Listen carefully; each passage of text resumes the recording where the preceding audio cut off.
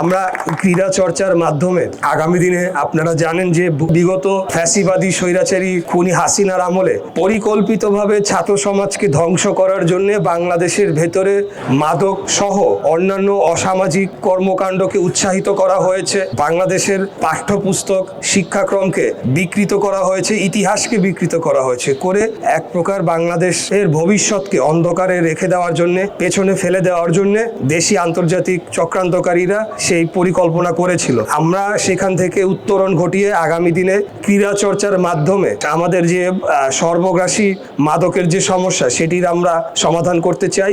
আমরা চাই যে আমাদের আগামী দিনের জাতির মেরুদণ্ড হিসেবে শিক্ষা এবং তার সাথে ক্রীড়াকেও যুক্ত করে বাংলাদেশকে কিভাবে এগিয়ে নিয়ে যেতে হবে সেটার জন্য আমাদের কিছু পরিকল্পনা রয়েছে, যেটা আপনারা 31 দফার মাধ্যমে জানতে পেরেছেন।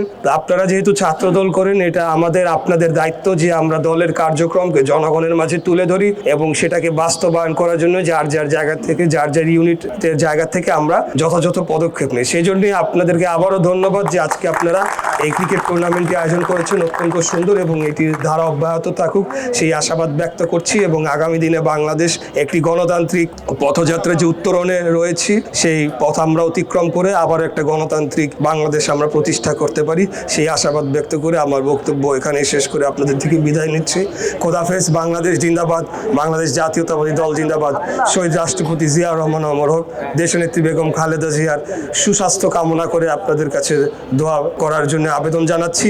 আমাদের প্রাণপ্রিয় নেতা, যিনি 25 তারিখে বাংলাদেশে প্রত্যাবর্তনের পর সকল অপশক্তি যারা আগামী দিনের নির্বাচনকে তারা বানচাল করার চেষ্টা করছে, আপনারা দেখেছেন ঢাকা 8 আসনের সম্ভাব্য প্রার্থী জনাব হাদি, তিনি বাংলাদেশের পক্ষে কথা বলতেন, গণতন্ত্রের পক্ষে কথা বলতেন এবং বিদেশি আগ্রাসন বিরোধী উনি জোরালো ভূমিকা নিয়েছেন বিধায় ওনাকে আজকে এই ন্যাক্কারজনক হামলা করা হয়েছে। আমরা তারও সুস্থতা কামনা করছি, মহান আল্লাহ তাআলা যাতে তাকে দ্রুততম সময়ে সুস্থ করে বাংলাদেশে ফেরত আনুক এবং আমরা তার পাশে রয়েছি। সেই জনাব হাদির জন্য আমরা দোয়া প্রার্থনা করছি। এবং আমাদের নেতা দেশ তারেক রহমান, উনি বাংলাদেশে আসার পরে সকল অপশক্তিকে আমরা জনগণকে সাথে নিয়ে রুখে দিয়ে বাংলাদেশকে আবারও গণতান্ত্রিক দেশে প্রতিষ্ঠা করবো ইনশাআল্লাহ।